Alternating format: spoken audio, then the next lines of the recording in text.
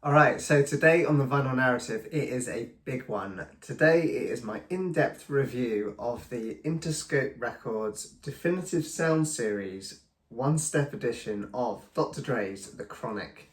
And this album needs absolutely no introduction, but it absolutely deserves the serious premium treatment, especially when it's been presented here as a $125 premium audiophile one-step release. Because The Chronic isn't just another classic hip-hop album, for me this is probably one of the most important records of the last 30 years. So I think the big question here is, does this pressing actually honour the music and the history and the legacy of this record?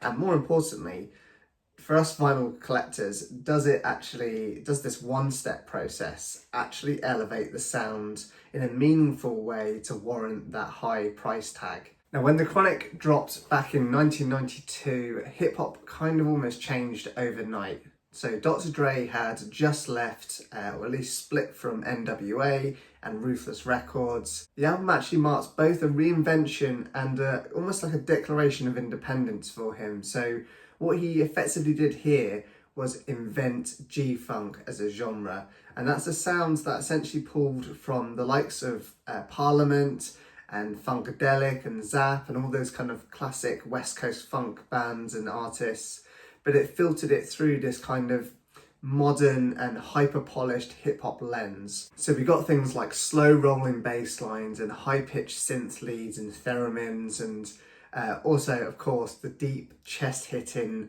low ends that you're very familiar with hip-hop. And that's, all amongst this backdrop of this incredibly clean production style. And this album, The Chronic, it didn't just succeed, it kind of redefined what mainstream hip-hop could actually sound like. It also launched the careers of most notably Snoop Dogg, so he arrives on this album almost like fully formed and charismatic and just effortless in his rhymes. But beyond Snoop, it kind of laid the groundwork for the entire roster and era of Death Row Records, which would go on to kind of dominate that first half of the 90s, especially in the hip-hop scene. And culturally, The Chronic actually kind of pushed gangster rap fully into the mainstream as well. It shifted hip-hop's kind of entire centre of gravity in a way, from this kind of East Coast sound to the kind of West Coast Los Angeles sound, and then reshapes things like fashion and language and pop culture actually on a global scale. It was quite amazing what it did. But of course, with all of that, it intensified ongoing debates around the genre of hip hop. Now, I'll be honest here, I don't think The Chronic is a comfortable listen in 2026. The album contains, explicit misogyny, lyrics about violence, and of course the really, really fruity language. But those elements have always kind of shaped the conversation around this record, and these lyrics kind of sparked outrage at the time, and to be honest, they still provoke debate today. But I think context really matters here. This album functions as a view of the streets, and it's kind of filtered through provocation, I can never say that word properly, and also the bravado as well. Dre was documenting the reality and packaging it with funk and attitude, and then putting it directly in front of the mainstream audience. And whether you see that as kind of like a problematic thing for you, it's just going to depend entirely on your perspective there. What's undeniable though is that The Chronic made hip hop as a genre impossible to ignore, and that kind of cultural weight is exactly why I think a release like this had to be handled properly. So let's talk about the Interscope Definitive Sound Series one-step presentation, because this is clearly positioned as a premium product. As you can see, it's housed in this really large slipcase style box, which is just really nice, really premium, and really thick as well. As you can see, it's got the album cover there on like a kind of, it's not a gloss cover or anything like that, like some other boxes are. It's actually all completely matte and a flat lay. And then you've got this kind of like spot gloss of the Definitive Sound Series logo, which hopefully you can kind of see there on the camera, reflecting a little bit. And then on the back, you've got the track listing, These are numbered as well, so this is number 1504 out of a total of 3000. So not many of these have been pressed, which is, you know, that's quite common in like a one-step pressing. You don't want to do too many of these because essentially you're running the tape every time you need to do a lacquer from that master tape. So they don't want to wear it out. And then at the bottom, you've got information about the one-step edition itself. So it's from the original analog master tapes. Yes, this album surprisingly was recorded to tape.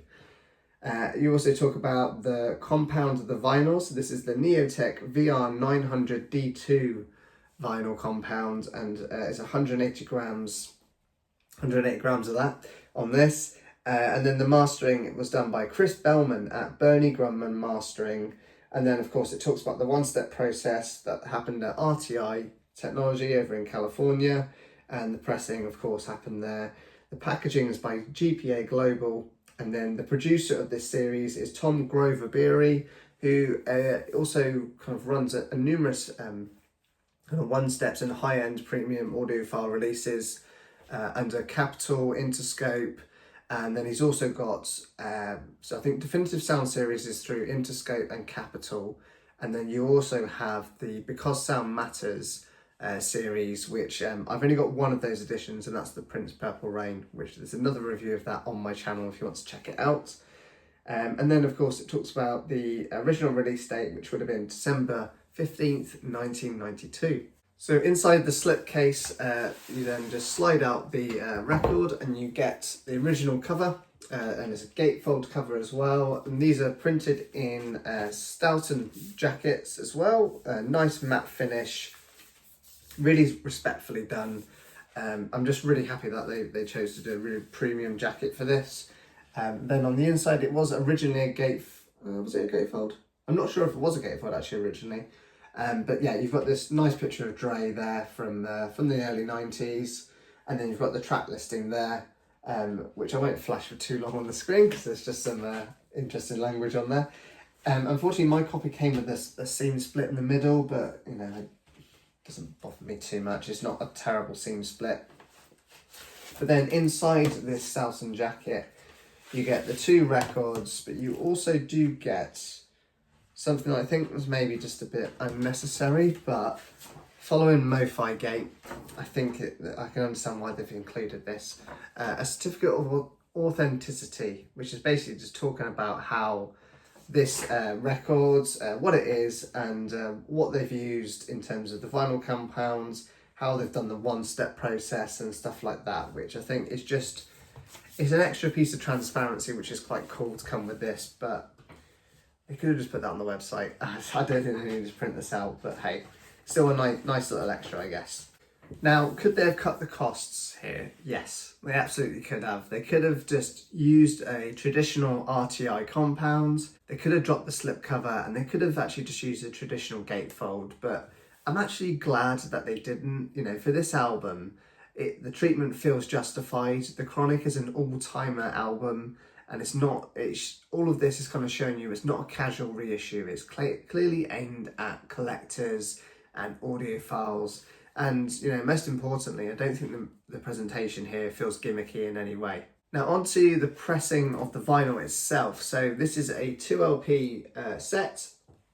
And this is, like I was saying at the start, it's pressed on the RTI VR900 D2 vinyl compound.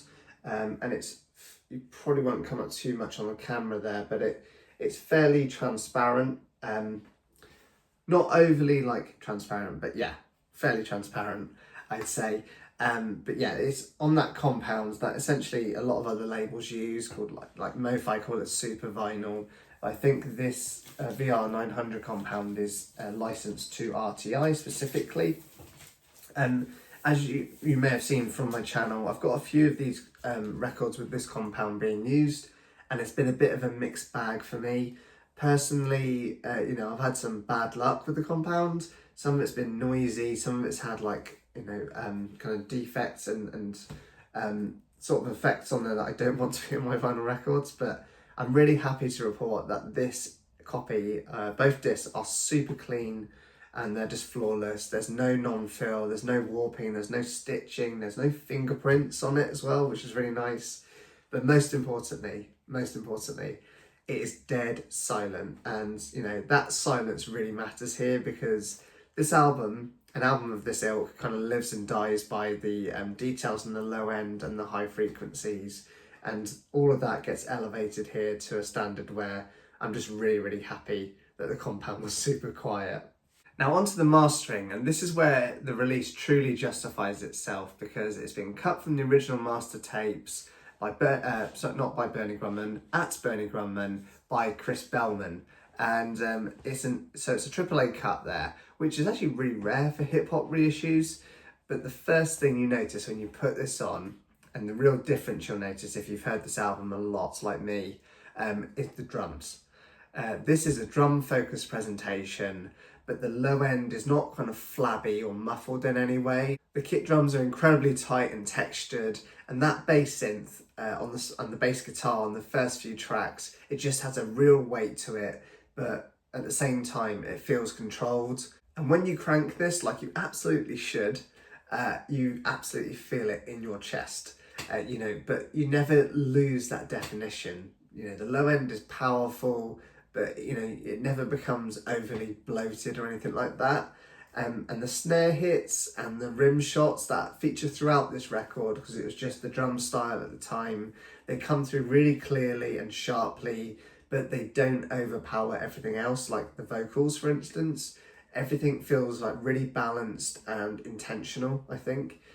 But after the bass, I think the biggest upgrades that you got on this one-step pressing is the soundstage and the separation of the instruments and the vocals. That is the real uplift of this pressing.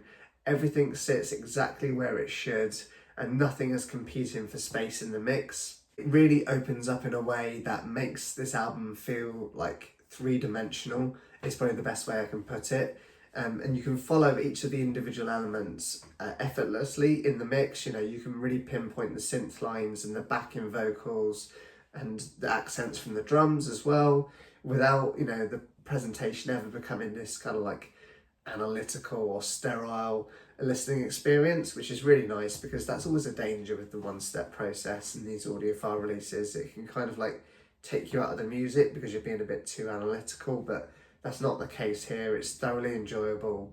Just overall, an incredibly balanced master by Chris Bellman. He has smashed it on this release, so hats off to him. Now, there are a few standout moments on this album, and I'm going to do my best to explain them to you without potentially getting my channel banned. So the first highlight for me is the track F with Dre. This track just absolutely explodes out the speakers, and it fills the room in all the right ways and just makes an immediate statement of this album and this particular pressing of it. It's the perfect opening track and just a perfect demonstration of what this the one-step process can really do for albums like this. And then the next highlight I'd say is Nothing But a G Thing. Quite simply, this is the best I've ever heard that song. The groove and the swing and the vocal interplay, it all just breathes beautifully here, and the drums on it, on that track, just, yeah, they thump like crazy. It is so good. And then I'd say the kind of final like highlight really would be the Roach. That one sounds phenomenal, and it probably helps that, you know, the Parliament track that the Roach samples, it was really well engineered and constructed in the first place. But yeah, just particularly on this pressing, it sounds absolutely fantastic. But honestly, you know, that's some of the highlights there. But to be honest, there's no lowlights on this pressing. It just delivers from start to finish. I don't think there's a bad track on it. There's no sibilance or anything like that, which can often happen with like hip hop records, but I didn't experience any of that. And my cartridge, my 2M Blue, it usually picks up sibilance, like it's really susceptible to that, but I didn't come across any of that, which is really good and really happy to hear. So, is this DSS one-step pressing of The Chronic worth the $125 price tag? Or if you're in the UK, that kind of translated to about £120 for me, because I ended up getting it from Music Direct rather than Interscope directly, just to avoid paying the taxes and their high shipping costs over to the UK. If The Chronic is an all-timer album for you, then yes, without hesitation, this is the definitive edition. I genuinely don't think anything is ever going to top this in terms of sound quality. This is the best you're ever going to hear this album, I think. Unless, of course, you know, they release some expansive edition of this pressing where you get, like, you know, demos and live tracks and things like that. I don't think they're ever going to beat this. Could Interscope have released a mid-tier audiophile version of this? Yes, they could have done that.